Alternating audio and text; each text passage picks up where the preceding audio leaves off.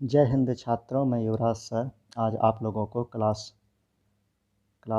नवम नाइन्थ के geography subject का भूगोल विषय का chapter first India size and location और SCERT बिहार टेक्स्ट बुक में इसका शीर्षक है स्थिति एवं विस्तार। इसको आज हम लोग पढ़ते हैं। भारत विश्व की प्राचीनतम संस्कृति है। सिंधु घाटी सभ्यता भारत में ही विकसित हुई थी। वैशाली विश्व का पहला गणराज्य है और हिंद महासागर ये भारत के नाम पर ही इस महासागर का नामकरण हुआ है। इससे हम पता चलता है कि भारत प्राचीन समय से ही बहुत महत्वपूर्ण देश रहा है और इतिहास में इसका काफ़ी योगदान भी रहा है। भारत का क्षेत्रफल 32,87,263 वर्ग किलोमीटर है। विश्व क्षेत्रफल का ये 2.4% है, अर्थात विश्व 100 है तो उसमें कितने प्रतिशत भारत का योगदान है? 2.4%। स्थलीय सीमा भारत की कितनी है? 15,200 किलोमीटर और तटीय सीमा रेखा कितनी है? 6100 किलोमीटर। तटीय सीमा एवं द्वीपों की तटीय सीमा कितनी है? 7,516.6 किलोमीटर। अब CWSN बच्चों को आप परेशानी हो रही होगी कि ये तटीय सीमा रेखा क्या है, स्थलीय सीमा रेखा क्या है। तो आप ऐसे समझें, यदि भारत का इम्बोज्ड आपके पास मैप है तो आप 2 उंगली को आपस में फैलाएं और एक V आकार का, अर्थात साइटेड V, जो इंग्लिश अल्फ़ाबेट का 22वां लेटर है, उस आकार की आकृति बनाएं। उस आकार की आकृति आपको मैप पर कहीं नज़र आए तो वो भारत का दक्षिणी भाग होगा जो V आकार का है। तो ये आकार जो V आकार का है वो तीनों ओर से समुद्र से घिरा हुआ है। पूर्व की ओर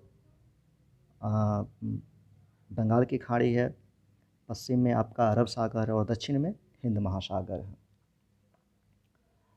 और उत्तर का जो एरिया है वो स्थलीय भागों को छूता है, चाहे पाकिस्तान हो, अफ़गानिस्तान हो, तिब्बत हो, नेपाल हो, वो स्थलीय भाग है। तो ये स्थलीय भाग का सीमा रेखा, मतलब उसके बाउंड्री लाइन को हम लोग चलते रहे तो वो जो रेखा होगा वो 15,200 किलोमीटर है। और तटीय रेखा कच्छ से लेके आप एक चक्कर पूरा V आकार का चक्कर लगा लेते हैं, वो 6100 किलोमीटर होगा। तो अब हम लोग क्षेत्रफल की दृष्टि से भारत 7वां है एवं जनसंख्या की दृष्टि से ये दूसरा स्थान है। क्योंकि भारत का क्षेत्रफल 32,87,263 वर्ग किलोमीटर है। कभी कभी आपसे डेसिमल में पूछ दे तो इसको 3.28 मिलियन स्क्वायर किलोमीटर कहेंगे। तो क्षेत्रफल में 7वां है, अर्थात 6 भारत से बड़ा है। तो कभी कभी आपसे पूछ दिया जाएगा कि 6 बड़ा कौन है, तो आप आराम से बोलिए। 1 नंबर पे रूस है, 2 नंबर पे कनाडा है, 3 पे चीन है, 4 पे संयुक्त राज्य अमेरिका है, 5 पे ब्राज़ील है, 6 पर ऑस्ट्रेलिया है और 7वें नंबर पे भारत है। और जनसंख्या के दृष्टि से इसका दूसरा स्थान है, तो पहले नंबर पर कौन है? पहले नंबर पर चीन है। अब देखिए, भारत का दक्षिणी भाग जो 3 ओर से सागरों से घिरा हुआ है उसको हम लोग पेनिनसुला कहते हैं, प्रायद्वीप कहते हैं। तो यहाँ पर एक कॉन्सेप्ट आती है कि धरती का वह भाग जो तीनों ओर से सागर से घिरा है उसे प्रायद्वीप कहते हैं। और यहीं पर जान लें कि अंतरीप किसे कहा जाता है? समुद्र की ओर मुख्य स्थलीय भाग का निकला हुआ संकरा पतला भाग जो 3 ओर से समुद्र से घिरा हो उसे अंतरीप कहते हैं। जैसे भारत का वो चूँकि बड़ा टुकड़ा है तो प्रायद्वीप है, उसी में से कोई संकरा सा पतला सा छोटा सा एरिया निकल जाए और वो समुद्र से घिरा हुआ हो तो वो अंतरीप या केप कहते हैं, CAP, केप।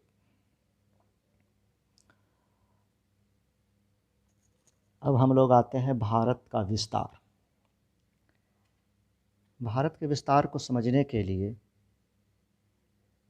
मैं किसी भी जगह का एग्जैक्ट पोजीशन यदि जानने का प्रयास करूं तो उसके लिए मुझे पूरे पृथ्वी पर ग्रिड बनाना पड़ेगा, एक जालीनुमा बनाना पड़ेगा।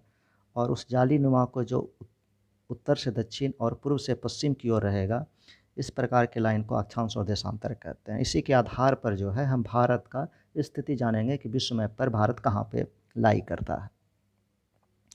सबसे पहले आप एक ग्लोब हाथ में लें। जो विजुअल इम्पेयर्ड बच्चे हैं वो अपने हाथ में एक नारंगी ले लें। एक ऑरेंज ले और उसे ऊपर और नीचे जहाँ पर चपटा हो उसको आप उंगली पर होल्ड करें, अपने अंगूठे को उसके साउथ में लगाएं, मतलब नीचे की ओर लगाएं और उंगली जो आपका इंडेक्स फिंगर है उसको ऊपर लगाएं। तो जो आपकी उंगली इंडेक्स वाली है ऊपर है वो नॉर्थ पोल है और साउथ जो है वो आपका साउथ पोल दर्शाएगा, नीचे वाली आपका साउथ पोल दर्शाएगा। और इस दोनों के बीच में जो हम काल्पनिक रेखाएं खींचेंगे उसी को हम लोग कहेंगे लॉन्गिट्यूड या देशांतर। ठीक है। पृथ्वी का चूँकि शेप है ज्वाइड, मतलब एक फुला हुआ स्फेरिक शेप है, ये बीच का उभरा हुआ है, नारंगी से आपको पता चल रहा होगा कि बीच में उभरा हुआ है। अब नारंगी को एक परत को यदि हम छीलते हैं तो उसमें नारंगी का जो टुकड़ा जो नज़र आता है, चूँकि वो तो टुकड़े टुकड़े में बटा हुआ रहता है अंदर में, तो उसका एक फल एक टुकड़ा जो होगा उसको आप अच्छे तरीके से हाथ में लेके उसको स्पर्श करके पता करें तो वो लगेगा कि बीच वाला एरिया कुछ मोटा है और दोनों साइड, दोनों कोना जिसको कहते हैं ऊपर नीचे, वो थोड़ा पतला है। ऐसा क्यों हो रहा है? ऐसा ये इसलिए हो रहा है कि बाहर से आपने जब नारंगी को छुआ होगा तो बीच का उभरा फूला हुआ लग रहा होगा और ऊपर में चपटा हुआ लग रहा होगा, तो उसी व्यवस्था में चूँकि उसको फिट होना था तो बीच में मोटा और ऊपर नीचे पतला था। पृथ्वी भी इसी आकार में है। तो अब इससे हमको क्या फ़ायदा होगा समझने से, आप ऐसे समझें कि नॉर्थ और साउथ, ऊपर ऊपर का उंगली और आपका अंगूठा, इस दोनों के बीच में जो इमेजिनरी लाइन खींच रहे हैं ये तो देशांतर हो गया, लॉन्गिट्यूड। अब हम इसको किसी भी गोला आकार को हम दो तरीके से बहुत तरीके से काट सकते हैं, लेकिन आपके हाथ में जो होल्ड किए हुए हैं यदि हम ऊपर से नीचे काट रहे हैं तो देशांतर हो गया। अब बोले हम कि नहीं, ऐसा काम करते हैं कि ऊपर वाला आधा हो जाए और नीचे वाला आधा हो जाए, मतलब इस नारंगी को इस प्रकार से काटा जाए, सलाद के फॉर्म में काटा जाए कि आधा ऊपर आधा नीचे हो जाए। तो ये जो लाइन जो आप हॉरिजेंटल लाइन जो खींचिएगा, जो क्षैतिज लाइन होगी, इसी को कहेंगे हम अक्षांश। और ऊपर नीचे वाला लाइन जो हो गया ये हो गया देशांतर होता है। तो आप किसी एक को कांस्टेंट करेंगे और उसी के बनस्पत आप गिनती शुरू करेंगे 1 2 1 2 3 4 5।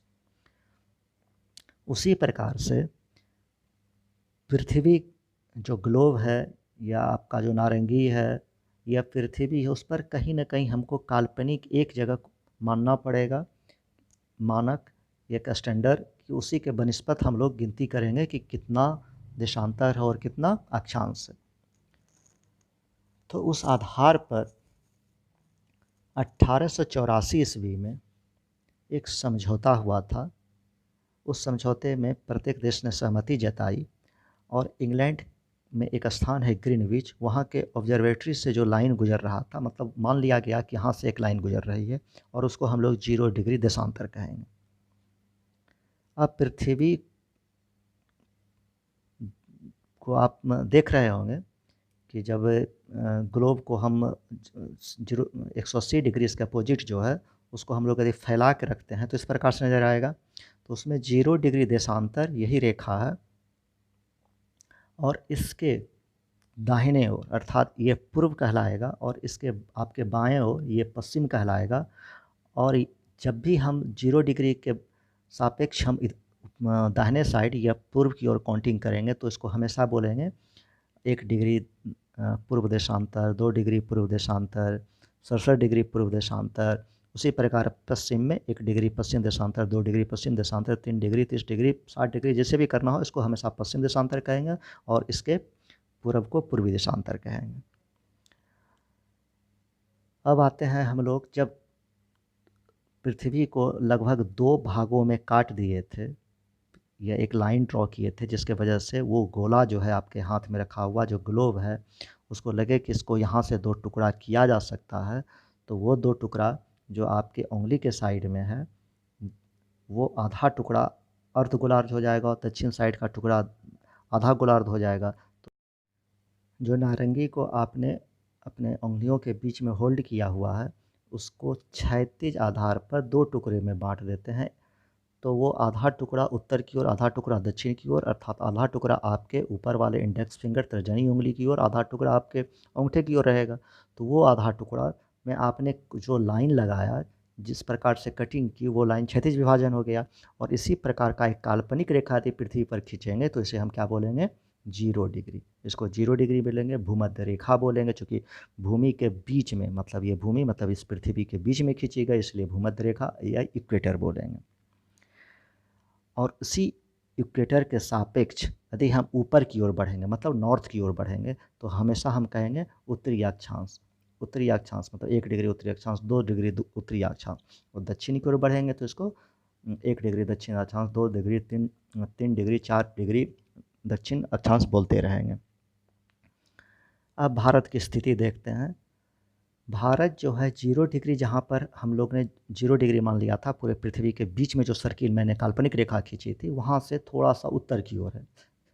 तो इसका मतलब हो गया कि आपने जो सर्किल लगाया था, ये कल्पना कीजिए कि आपने जो सर्किल लगाया था वो नॉर्थ, जो आधा गोलार्ध हुआ, जो आधा आपने कटिंग किया उसको अर्ध गोलार्ध कहेंगे। तो ये जो नॉर्दर्न हेमिस्फेयर है, तो 0 डिग्री से नॉर्थ की ओर है, मतलब 0 डिग्री जहाँ पर है उसके ऊपर की ओर है, नॉर्थ की ओर भारत स्थित है। इसका मतलब है कि भारत पूरा का पूरा नॉर्दर्न हेमिस्फेयर में है, उत्तरी गोलार्ध में। तो इस उत्तरी गोलार्ध में कहाँ से शुरू होता है? भारत का दक्षिण भाग ऑटोमेटिक है कि सबसे पहले आएगा, तो भारत का दक्षिण भाग शुरू कहाँ से होता है? तो भारत का दक्षिणी भाग जो है वो 8 डिग्री 4 मिनट उत्तर से शुरू हो जाता है आपका, और ये 37 डिग्री 6 मिनट तक ये उत्तर तक है। मतलब इसका विस्तार यदि हम दक्षिण से उत्तर की ओर जाएं तो 8 डिग्री 4 मिनट से शुरू होकर 37 डिग्री 6 मिनट तक है। ये हो गया इसका अक्षांशीय विस्तार। अब देशांशीय विस्तार क्या है? तो हम 0 डिग्री से हम पूरब की ओर जा रहे हैं, तो 0 डिग्री से पूरब की ओर जा रहे हैं, इसका मतलब 68 डिग्री 7 मिनट से शुरू होकर हम 97 डिग्री 25 मिनट तक पूर्वी देशांतर की ओर जा रहे हैं। तो अब 37 में 8 डिग्री 4 मिनट इसको घटा दीजिए, 68 डिग्री 7 मिनट में 97 डिग्री 25 मिनट घटा दीजिए, दोनों को घटाने पर आपको 29 दशमलव समथिंग कुछ आएगा। मतलब ये कितने इसका विस्तार क्या होगा? ये लगभग 30 डिग्री उत्तरी अक्षांश, और ये देशांतरीय विस्तार भी इसका 30 डिग्री होगा। अब आपको मैप पर एक लाइन ड्रॉ किया हुआ नज़र आएगा, जो 23.5 डिग्री लिखा हुआ है, इसे कर्क रेखा कह रहे हैं। तो जो विजुअल इम्पेयर्ड हैं, CWSN है, वो ऐसे समझे जो आपके पास नॉर्दर्न हेमिस्फेयर वाला टुकड़ा है, मतलब उत्तरी गोलार्ध वाला जो ऊपर वाला एरिया है 0 डिग्री से ऊपर, उसमें 0 से और ऊपर की ओर 23.5 डिग्री ऊपर बढ़ेंगे, और वहाँ पर एक लाइन देंगे, एक इमेजिनरी लाइन रहेगी, उसको हम कर्क रेखा बोलेंगे। और दक्षिण साइड 0 डिग्री से आपके अंगूठे के साइड जो लाइन होगी, और 23.5 डिग्री पर जो लाइन ड्रॉ करेंगे, एक इमेजिनरी लाइन जो होगी, वो होगा मकर रेखा होगा। अब ये कर्क रेखा मकर रेखा होता क्या है, और ये 23.5 डिग्री पर ही क्यों होता है? ऐसा इसलिए होता है कि पृथ्वी अपने अक्ष पर 23.5 डिग्री झुकी हुई है। तो हम लोग पहले से जानते हैं कि पृथ्वी 2 प्रकार की गति करती है, एक अपने अक्ष पर घूमती है 24 घंटा में, तो उससे दिन रात होता है, और एक सूर्य का चक्कर लगाती है, जिसको रिवोल्यूशन कहते हैं, और ये 365 दिन 5 घंटे से अधिक का समय लगता है। तो ये सूर्य का चक्कर लगाते वक्त चूँकि मौसम परिवर्तन होता है, तो मौसम परिवर्तन इसलिए होता है कि सूर्य के सापेक्ष में पृथ्वी जो होता है, अब नॉर्थ एरिया है पृथ्वी का, वो थोड़ा सा झुक जाता है 23.5 डिग्री, चूँकि झुका हुआ है। तो एक समय ऐसा आता है जब वो सूर्य की ओर झुका हुआ रहता है, और एक समय ऐसा आता है जब वो नॉर्थ बाहर की ओर झुकी हुई रहती है, और दक्षिण का एरिया जो है, दक्षिणी पोल जो है, वो सूर्य की उधर टिल्ट रहती है, मुड़ी हुई रहती है। तो इस आधार पर सूर्य का लंबवत किरण, वर्टिकल किरण कहाँ तक पहुँचेगा? या तो मैक्सिमम 23.5 डिग्री नॉर्थ की ओर, और या 23.5 डिग्री साउथ की ओर। 23.5 डिग्री उत्तर की ओर लंबवत किरण रहेगी, 23.5 डिग्री दक्षिण की ओर, मतलब 0 डिग्री के बनस्पत। तो सूर्य जो है हमेशा 23.5 मतलब 47 डिग्री जो है, सूर्य हमेशा ऊपर से नीचे करते रहेगी। तो इसलिए सूर्य जो है अपना लंबवत किरण जो है भारत के कर्क रेखा तक ही आएगी, इसके बाद ऊपर जो है सूर्य का तिरछा रोशनी पड़ेगा, कभी वर्टिकल मुझे नज़र नहीं आएगी। ठीक है, तो इसको हम लोग कर्क रेखा बोलते हैं, जो भारत के बीचों बीच से होकर गुजरती है। हम लोग 0 डिग्री समझ लिए जो ग्रीनविच से चलती है, ठीक है ना, इसी को 0 डिग्री या प्राइम मेरिडियन भी कहते हैं। तो आप जब ऊपर से नीचे लॉन्गिट्यूड जब एक काल्पनिक रेखा खींच रहे थे जिसको 0 डिग्री कह रहे थे, तो उसके ऊपर यदि हम बोले कि पूरे का पूरे एक सर्कल आप लगाइए, तो 0 डिग्री के अपोजिट मतलब पीछे की ओर, जो आपको दिखाई नहीं दे रहा लेकिन आप स्पर्श कीजिए, आप पीछे की ओर जब जाइएगा तो आगे तो आपका 0 डिग्री कहलाएगा, जस्ट उसी के पीछे वो 180 डिग्री हो जाएगा। कोई भी सर्किल जब वो पूरे का होगा तो ऑटोमेटिक 180 डिग्री हो जाएगा। अब ऐसे समझते हैं इसको कि ये अर्ध गोलार्ध अब ऊपर नीचे वाले एरिए के हिसाब से अब हम एक एक डिग्री पर एक एक लाइन इमेजिनरी लाइन खींचते हैं। तो कभी कभी पूछा जाता है कि बताइए ग्लोब पर आप कितने देशांतर लकीर आप खींच सकते हैं, कितने लॉन्गिट्यूड हो सकते हैं। तो आपके सामने में 0 डिग्री है, उसके बाद प्रत्येक 1 डिग्री पर हम एक लाइन ड्रॉ करते चले जाएंगे और 180 डिग्री तक जाएंगे। तो 180 डिग्री तो इसके पीछे जस्ट तो है ही, तो 179 पे जाके ख़त्म हो जाएगा, 179 पर ख़त्म हो जाएगा। फिर पश्चिम की ओर एक दो प्रत्येक 1 डिग्री पर एक एक लाइन ड्रॉ करेंगे और पश्चिम की ओर से होते हुए फिर इंटरनेशनल डेट लाइन 180 डिग्री पर जाएगा, वहाँ पर 179 या 179 पे जाके वो ख़त्म हो गया।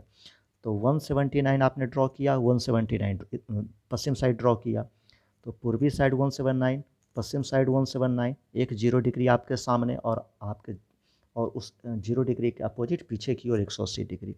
तो टोटल कितना हो गया 360। मतलब आप जो है देशांतरीय रेखा कितनी होगी एक ग्लोब पर पृथ्वी पर 360 होगी। अब आपसे कोई पूछे कि बताइए अक्षांश कितनी होगी, और इसी में लड़के लोग थोड़ा सा फंस जाते हैं, लेकिन आज से आप लोग को फंसना नहीं है। अब देखिए, क्योंकि अक्षांशीय विस्तार तो वो रहेगा जब पृथ्वी को हम 2 टुकड़े में बांट चुके हैं, 0 डिग्री बीच में लिए हैं, भूमध्य रेखा हॉरिजॉन्टल लाइन है ये। तो हॉरिजॉन्टल लाइन से हम ऊपर की ओर उठते चले जाएंगे, प्रत्येक 1 डिग्री को कोण बनाते चले जाएंगे। तो 1 डिग्री 2 डिग्री करते करते जब हम पोल पर पहुँचेंगे तो पोल चूँकि एक पॉइंट हो जाएगा, क्योंकि जब आप 90 डिग्री लाइन ड्रॉ करते हैं किसी भी रेखा पर तो वो लाइन सीधी रेखा होती है, तभी तो 90 डिग्री का कोण बनता है, तो वो एक पॉइंट हो जाएगा। तो अर्थात आपने लाइन जो ड्रॉ किया है वो कितना किया, वो 89 किया। 1 2 करते करते आप कहाँ पर पहुँचे, 89 पहुँचे। फिर वही चीज़ आपके दक्षिण साइड में होगा, 89 होगा। तो 89 आपने नॉर्थ की ओर लाइन खींची, हॉरिजॉन्टल लाइन 89 आपने कहाँ खींची, एक सर्किल बनाया आप नीचे की ओर। तो 89 और 89 और बीच में पहले से आप एक इमेजिनरी लाइन 0 डिग्री मान चुके हैं जिसको भूमध्य रेखा कहते हैं। तो 89 प्लस 89 प्लस 1 अर्थात 179, 179। तो अक्षांशों की संख्या कितनी हो जाएगी 189 और देशांतर की संख्या 360। अब कभी कभी आपसे ये पूछ देगा कि सर आपने जो नारंगी का अंदर का फल को छूने के बारे में आप बताए थे कि बीच से मोटा लगता है, तो पृथ्वी का शेप चूँकि ऐसा ही है, तो जब हम देशांतर रेखा खींचेंगे तो 2 देशांतर के बीच की जो दूरी होगी ये भिन्न भिन्न होगी। ऐसा नहीं है कि हर जगह एक ही जैसा होगा। चूँकि आप नारंगी के अंदर का एक फल को उंगली में लेके टच करते हैं तो बीच में मोटा लग रहा होगा, दोनों कोने पर कुछ पतला लग रहा होगा, बनिस्पत उसके रेशियो में कुछ पतला लग रहा होगा। तो ऐसा घटना इसलिए होता है चूँकि आपका नारंगी बीज से फूला हुआ था।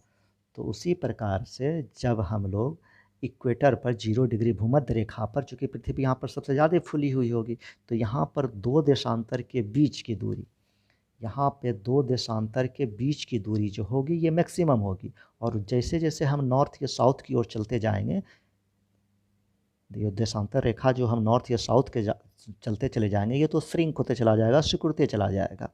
तो 0 डिग्री पर देशांतर 2 देशांतर रेखाओं के बीच की दूरी कितनी होगी 111.321 111.321 111.321 किलोमीटर होगा। लेकिन थोड़ा सा और हम नॉर्थ या साउथ की ओर जाएं तो 40 डिग्री के करीब आके आपका ये दूरी कितना हो जाएगा, ये मात्र 85 किलोमीटर हो जाएगा। तो आप सोच सकते हैं कि ये कितना अंतर कर रहा है। आप अपने घड़ी में देखिए तो कुछ न कुछ समय बता रहा होगा। तो क्या जो समय अभी भारत में है वही पाकिस्तान में होगा, वही अमेरिका में होगा, या वही अरुणाचल प्रदेश में होगा, वही गुजरात में होगा? क्या गुजरात का आदमी जो अभी शाम अभी है, क्या गुजरात में उसी प्रकार से शाम होगा या धूप निकली हुई होगी? तो पृथ्वी तो भाई पश्चिम से पूर्व की ओर घूमती है, अर्थात जो सीमा पहले सूरज के नज़दीक जाती होगी वहाँ पहले सूर्योदय होता होगा। जैसे जैसे आदमी पीछे होगा तो पश्चिम की ओर होगा, सूर्योदय उतना ही लेट होता चला जाएगा। तो चूँकि भारत का विस्तार जो है, देशांतरीय विस्तार 68 डिग्री 7 मिनट से 97 डिग्री 25 मिनट के बीच में है, तो यहाँ पर एक सवाल आता है कि तो भारत का मानक समय कौन सा लाइन को माने, कौन सा ऐसा देशांतर को मान ले कि ये भारत का स्टैंडर्ड मेरिडियन है? तो भारत का स्टैंडर्ड मेरिडियन 82.5 डिग्री को माना गया है। तो 82.5 डिग्री को ही क्यों माना गया? तो 82.5 डिग्री को मानने के पीछे एक तथ्य ये होता है कि एक ऐसा स्टैंडर्ड मेरिडियन लिया जाए, एक ऐसा मानक समय लिया जाए जो पूरे भारत पर बराबर में बैठे, सभी के लिए मान्य हो। आप देख रहे हैं कि स्टैंडर्ड मेरिडियन जो है 68 डिग्री से 82 डिग्री, और फिर 82 से आप 97 पर जाइए, लगभग दोनों के बीच में आ रहा है। इसके वजह से अरुणाचल प्रदेश और गुजरात वाले को घड़ी मिलाने में दिक्कत नहीं होगी। दूसरी बात का यहाँ पर एक और ख्याल रखा जाता है कि जो मानक मध्याह्न रेखा होती है, जो स्टैंडर्ड मेरिडियन लाइन है, इसको चुनते वक्त इस बात का ध्यान रखा जाता है कि वह देश के बीचों बीच गुजरती हो तथा ये 7.5 डिग्री के गुणांक पर हो, अर्थात इसका देशांतरीय दूरी पर स्थित स्थानों पर कम से कम 30 मिनट का अंतर हो। 7.5 डिग्री मतलब 30 मिनट, 1 डिग्री बराबर 4 मिनट, 7.5 डिग्री बराबर 7.5 गुणे 4 इक्वल टू 30 मिनट। तो आप यहाँ पर थोड़ा सा एक कंसेप्ट और आपके पास आ गया कि 1 डिग्री को हम 4 मिनट क्यों बोल रहे हैं, ठीक है। और दूसरा एक कंसेप्ट रह गया यहाँ पर कि 8 डिग्री 4 मिनट से लेकर 37 डिग्री 6 मिनट है, यहाँ पर 68 डिग्री 7 मिनट से 97 डिग्री 25 मिनट है। तो डिग्री तो समझ में आ रहा होगा, मिनट समझ में नहीं आ रहा होगा। तो एकदम आसान समझिए, यदि यहाँ से यहाँ 1 डिग्री का दूरी है, अक्षांशीय दूरी या देशांतरीय दूरी हम मानते हैं यहाँ से यहाँ तक, यदि 1 डिग्री की दूरी है तो ये 1 डिग्री का छोटा भाग इसको 60 मिनट में बांटते हैं, और 1 मिनट 60 सेकंड का होता है, ये आप लोग भली भांति जानते हैं। अर्थात कभी यदि एग्जैक्ट 8 डिग्री पर भारत 8 डिग्री से लाई ना करके थोड़ा सा और नॉर्थ की ओर होगा, तो उसको हम लोग 60 भाग में, उस डिग्री को 1 डिग्री को हम लोग 60 मिनट में हम लोग तोड़ दिए होंगे, तो 4 मिनट के बाद में, तो 8 डिग्री 4 मिनट से भारत उत्तर की ओर उसका मुख्य भूमि शुरू हो जाता है, ठीक है। तो ये तो हो गया 1 डिग्री के बीच को मापने के लिए इसको हम 60 मिनट और 1 मिनट में 60 सेकंड के हिसाब से बांट दिए हैं। अब रही बात कि 1 डिग्री इक्वल टू 4 मिनट कैसे होता है। तो आप सोचें कि पृथ्वी जो है 24 घंटे में एक चक्कर लगा लेती है, राइट। तो एक चक्कर लगाती है अर्थात उसको 360, तो 24 घंटे में 1 डिग्री को पार करने में पृथ्वी को कितना समय लगता होगा। तो आप सोचिए कि 360 डिग्री मुझे घूमना हो, तो 1 डिग्री को यदि हम 4 मिनट का समय दे दें तो आराम से वो एक चक्कर 24 घंटा में लगा लेगी।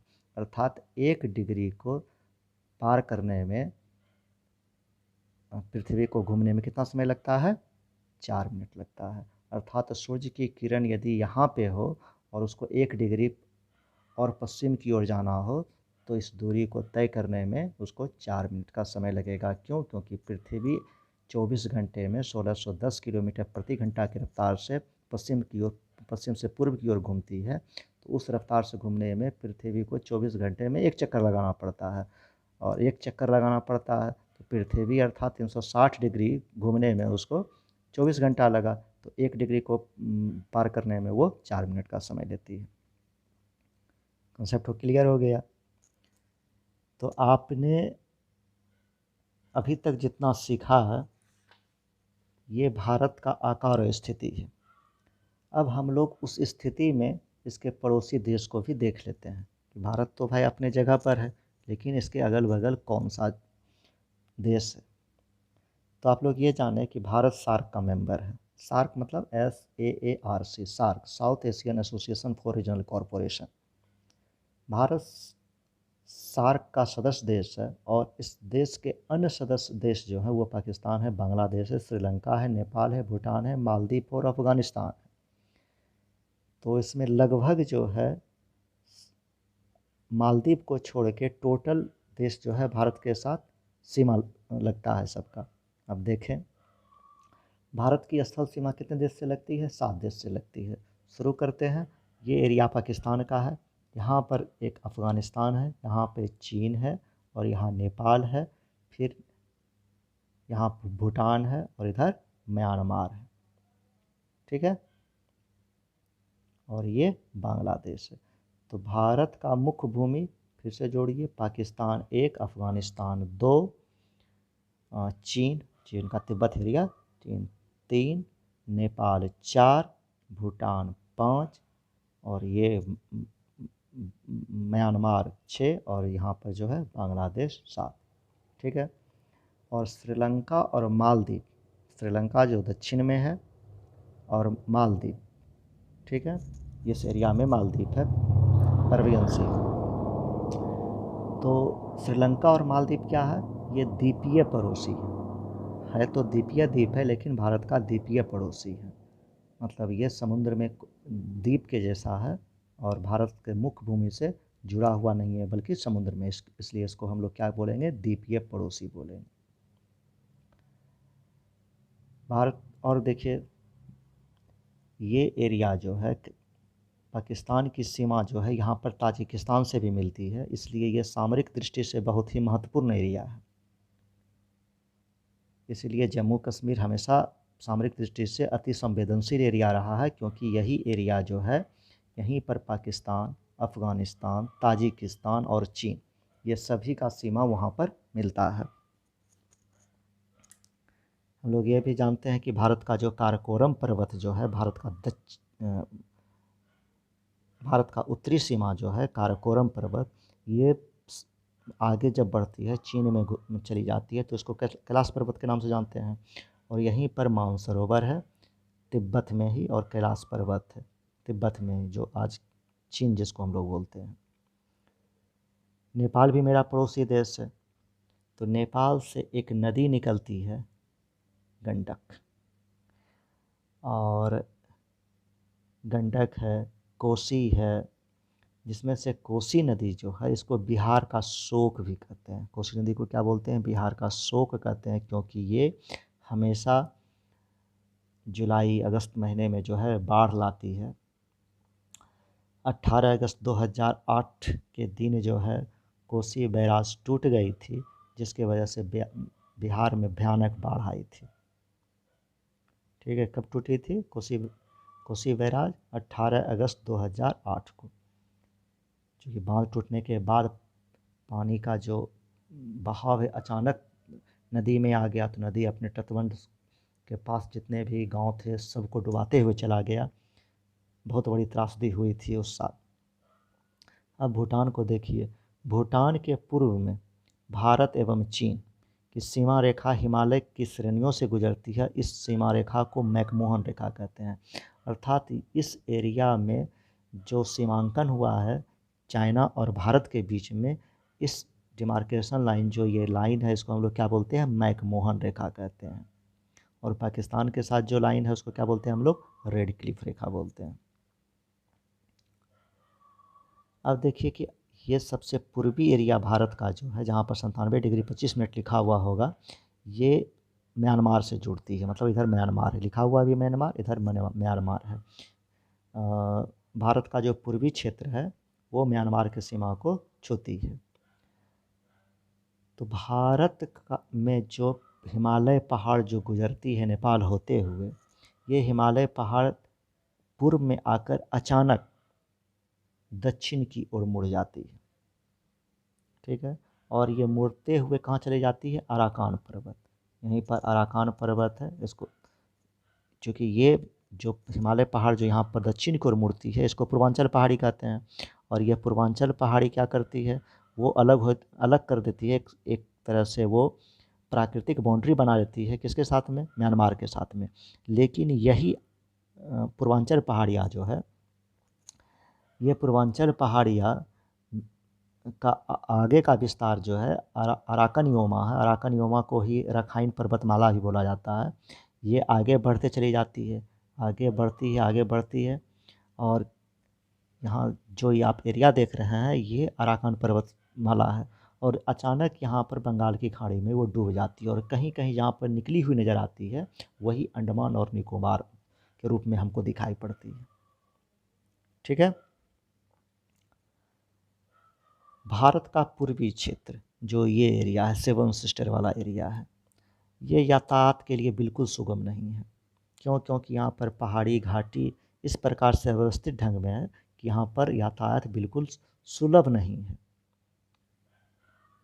लेकिन फिर भी जो है अत्याधुनिक तकनीक के वजह से, भारत के विकसित होने के कारण, अब जो है इस एरिया में रोड बनना शुरू हुआ है, पुल बनना शुरू हुआ है, रेलवे लाइन बिछ गई है, और भारतीय तिब्बत महामार्ग तक विकसित हो चुका है। और भारतीय तिब्बत महामार्ग जो है कहाँ से गुजरती है, सिपकीला दर्रे से होके गुजरती है। अब ये चैप्टर को पढ़ने के बाद कुछ क्वेश्चन आंसर बना लिया जाए, तो आपसे पूछे हम, why 82 degree 30 minute east has been selected as the standard meridian of India. Bharat का 82.5 डिग्री को हम लोग स्टैंडर्ड मेरिडियन, भारत का मानक समय क्यों मानते हैं? इसका सीधा सा जवाब क्या होगा, क्योंकि गुजरात और अरुणाचल प्रदेश के बीच कितने का अंतर है, 2 घंटे का अंतर है। कैसे? तो आप लोग 97 डिग्री 25 मिनट में 68 डिग्री 7 मिनट को घटा दीजिए। ठीक है। उसके बाद जितना डिग्री आएगा तो उसको वो degree, 1 degree equal to 4 minute, तो आप देखेंगे कि लगभग कितना आ जाएगा, वो 2 घंटे के करीब होगा। तो अब अरुणाचल प्रदेश का आदमी और यहाँ पर जो है कच्छ के पास जो आदमी यदि रहेगा, तो उस दोनों के बीच में 2 घंटे का अंतर हो जाएगा। तो इसीलिए दोनों के बीच में एक मानक रखा गया है जो दोनों को मान्य हो, वो मेरा 82.5 डिग्री देशांतर है। ठीक है। भारत का इंडियन स्टैंडर्ड टाइम यही है, जो इलाहाबाद के नैनी से गुजरती है। किसी किसी पुस्तक में मिर्ज़ापुर लिखा होता है, मिर्ज़ापुर से गुजर। चैप्टर पढ़ने के बाद, ख़त्म करने के बाद, अब हम लोग क्वेश्चन आंसर बनाते हैं। Why 82 degrees 30 minutes east has been selected as the standard meridian of India? 82.5 degree पूर्व को भारत का मानक समय क्यों माना गया? सीधा सा इसका उत्तर ये है कि आप कच्छ में जहाँ पर 68 डिग्री 7 मिनट लिखा हुआ है, और अरुणाचल प्रदेश में जहाँ पर 97 डिग्री 25 मिनट लिखा हुआ है, इस दोनों देशांतर के अंतर 30 मिनट का है, 30 डिग्री का है। अर्थात 1 degree equal to 4 minute, 30 degree equal to 4 तिया 12, मतलब 120 मिनट, 120 मिनट इक्वल टू 2 घंटा। अर्थात अरुणाचल प्रदेश और कच्छ की सीमा के बीच जो है 2 घंटे का अंतर है। यदि अरुणाचल प्रदेश वाला आदमी 6 बजे सुबह हो रहा होगा, तो वही कच्छ के जगह पर क्या हो रहा होगा, कैसा अनुभव हो रहा होगा, 2 घंटे अभी भी वो पीछे है, अर्थात वो 4 बजे के करीब में होगा। तो 4 बजे सुबह हो तो आदमी उठना नहीं चाह रहा होगा, ये तो बेचारा 6 बजे सब उठ गया होगा। तो हमारे देश में जो है इस दोनों के बीच में एक 82.5 डिग्री आता है, इसलिए इसी स्टैंडर्ड मेरिडियन को मान लिया गया कि यही पूरे भारत के लिए मान्य होगा, जो 82.5 डिग्री देशांतर पर एक काल्पनिक रेखा है, और ये इलाहाबाद के नैनी से होकर गुजरती है। मिर्ज़ापुर भी कहीं कहीं बोलते हैं और इलाहाबाद भी बोलते हैं। दूसरा question, why is the difference between the duration of the day and the night hardly felt at Kanyakumari but not so in Kashmir? क्यों कन्याकुमारी और जम्मू कश्मीर, कन्याकुमारी का आदमी अपने आप को असहज महसूस करता है बनस्पत कश्मीर के, मतलब कश्मीर का आदमी को लग रहा है कि भाई ठीक है, लेकिन कन्याकुमारी का आदमी गर्मी से परेशान है। ऐसा क्यों होता है? इसका सीधा सा सवाल जवाब क्या है कि 8 डिग्री 4 मिनट उत्तर से शुरू होकर 37 डिग्री 6 मिनट उत्तर की ओर भारत है। तो हम जानते हैं कि सूर्य अपना लंबवत किरण जो है 0 डिग्री से 23 डिग्री तक ही 23.5 डिग्री तक ही रहेगा। ट्रॉपिक ऑफ कैंसर, जिसको हम कर्क रेखा कहते हैं, कर्क रेखा के उधर तो क्षैतिज सूर्य का रोशनी रहेगा। तो इतने तो इस वजह से जो है कन्याकुमारी के तुलना में कश्मीर जो है कुछ ठंडा राहत महसूस करेगा। यहाँ का आदमी गर्मी से परेशान होगा, लेकिन यहाँ का आदमी गर्म से परेशान नहीं होगा। ठीक है। Number 3 question, the number of union territories along the western and eastern coast. आपको ये बताना है कि भाई भारत के पूर्वी और पश्चिमी तट सीमा के पास कौन कौन सा यूनियन टेरिटरी है, मतलब संघ शासित प्रदेश है। ठीक है। तो भारत के पूर्वी तट पर क्या होगा? भारत के पूर्वी तट पर देखिए आप, इधर अंडमान निकोबार है और यहाँ पर पांडिचेरी का एरिया है। ठीक है। और पश्चिमी तट पर आइए, पश्चिमी तट पर तो बहुत हो जाएगा, दमन द्वीप हो जाएगा, दादर नागर हवेली हो जाएगा, माहे हो जाएगा और लक्षद्वीप हो जाएगा। ठीक है। Next question, area wise which is the smallest and which is largest state. कौन सा भारत का कौन सा राज्य जो है सबसे छोटा है क्षेत्रफल के दृष्टिकोण से और सबसे बड़ा है क्षेत्रफल के दृष्टिकोण से? इसका जवाब क्या होगा? भारत का सबसे बड़ा राज्य कौन सा है? राजस्थान। और सबसे छोटा राज्य गोवा। आगे का क्वेश्चन है, अन्य अंतरिप का नाम बताओ। अन्य अंतरिप मतलब केप का नाम बताओ। केप हम पहले ही बता चुके हैं कि वो संकरा एरिया जो सागर की ओर निकला हुआ रहता है और जिसके दोनों या तीनों ओर पानी से घिरा हुआ होता है, उसको हम लोग केप कहते हैं, अंतरिप कहते हैं। नंबर 3 नेक्स्ट क्वेश्चन क्या है? अन्य अंतरिप का नाम बताए। मतलब एक जो केप है उस आप जितना भी केप जानते हैं उसका केप का नाम बताए। तो केप ऑफ गुड होप का नाम आपने सुना होगा, भौगोलिक खोजों में उस चैप्टर में आपने पढ़ लिया होगा वास्को डी गामा कैसे केप ऑफ गुड होप होते हुए सोकोत्रा द्वीप से भारत आए थे। केप के मोरिन के बारे में आप लोग जानते ही हैं। केप कॉड जो है यूएसए में है और केप मॉरिस जो है ग्रीनलैंड का वो भाग है जो नॉर्थ की ओर है, वो भी एक केप है।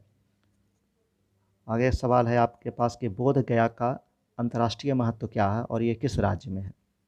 सबसे पहले तो ये जान लेते हैं कि बोध गया बिहार में है।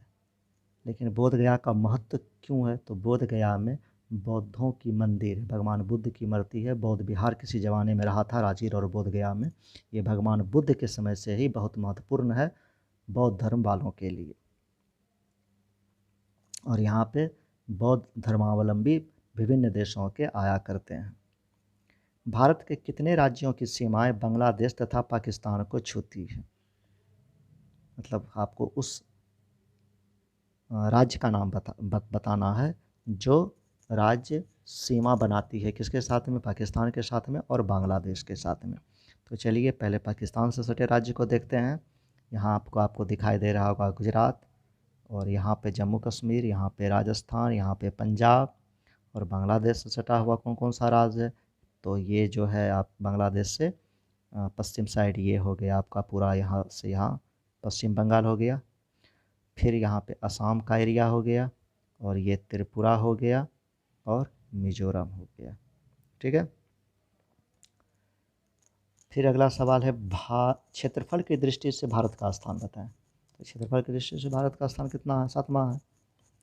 भारत का अक्षांशीय एवं देशांतरीय विस्तार लगभग कितने डिग्री है? तो बार बार कह रहे हैं कि अक्षांशीय 8 डिग्री 4 मिनट से शुरू होता है, 37 डिग्री 6 मिनट है, लगभग 30 हो गया। 68 डिग्री 7 मिनट से 97 डिग्री 25 मिनट, आपको 30 बोलना है। भारत की स्थलीय सीमा रेखा तटीय रेखा के लगभग कितनी बड़ी है?